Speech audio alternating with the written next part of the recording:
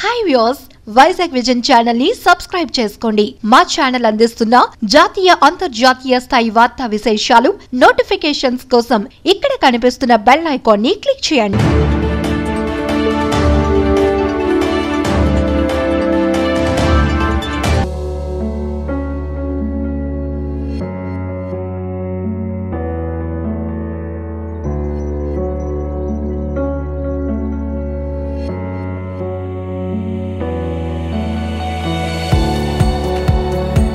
Today we got 1,000 this mask, this plastic mask, which are very useful for our peoples. One donor has come forward and he gave, and we also have collected 2,000 masks for our men. Now we are giving some of the village volunteers who are working on front line, and this type of charity definitely we welcome, and I thanks to the persons who have given to this mask, and generally we are taking a lot of precautions, especially we are briefing our men that they should maintain the proper distance while performing duty. They should wear mask, use the sanitizers, and ensure that they should not come in contact with the positive persons.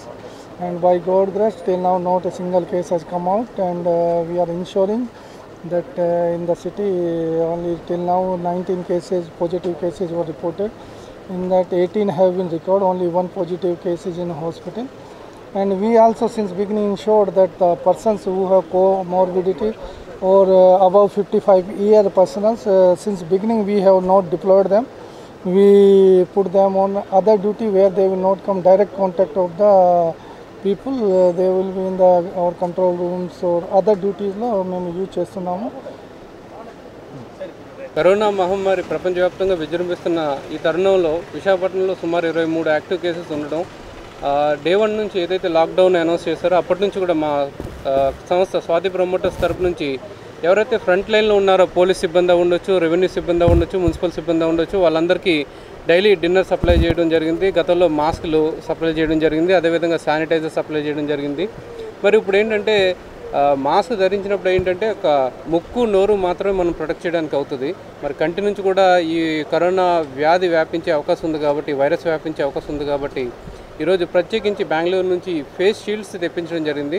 ఎవరైతే front లైన్లో ఉన్నారో మొత్తం entire police సిబ్బంది ఉండొచ్చు, revenue సిబ్బంది ఉండొచ్చు, sanitary సిబ్బంది ఉండొచ్చు, వాళ్ళందరికీ కూడా సుమారు నగర వ్యాప్తంగా 2,500 ఈ ఫేస్ షీల్డ్ని ఈరోజు కమిషనర్ గారు చేతుల మీదుగా ప్రారంభించడం జరిగింది. ఉచితంగా వీళ్ళందరికీ కూడా మా స్వాతి ప్రమోటర్స్ తరఫున పంపిణీ చేయడం జరుగుతుంది. మొత్తం 2,500 మాస్కులు పంపిణీ చేస్తున్నాం. గతంలో సుమారు 5,000 వరకు శానిటైజర్స్ పంపిణీ చేసాం, 10,000 వరకు మాస్కులు పంపిణీ చేసాం. ఈ ఫస్ట్ లాక్డౌన్ 21 రోజులు కూడా ఎంటైర్ పోలీస్ సిబ్బంది మొత్తానికి డిన్నర్ కూడా సప్లై చేయడం జరిగింది. ఇది కాకుండా రెడ్ జోన్ ప్రాంతంలో గతంలో 3 సార్లు గ్రాసరీస్, నిత్యావసర వస్తువులు సుమారు 1000 మందికి ఒకసారి, 2,000 మందికి ఒకసారి పంపిణీ చేయడం జరిగింది. ఇదేగా ముస్లిమ్స్ ఎవరైతే రేషన్ కార్డు లేకన్నా డైలీ నీడ్స్ కొంచెం ఇబ్బంది పడుతున్నారో వాళ్ళకి డొనేషన్ చేయడానికి ముందుకు వచ్చామండి. ఒక 700 పీపుల్కి ఈరోజు డొనేట్ చేస్తున్నాం. ఎవరికైతే ఇప్పటి వరకు అంటే డైలీ నీడ్స్కి ఇబ్బందిగా ఉండి ఫుడ్ కొంచెం దొరకన్నా, ఇప్పుడు లాక్డౌన్ కాలంలో కొంచెం దొరకట్లేదు కదా ఎవరికి, ఎవరైతే లేదో వాళ్ళకి హెల్ప్ చేస్తున్నాం.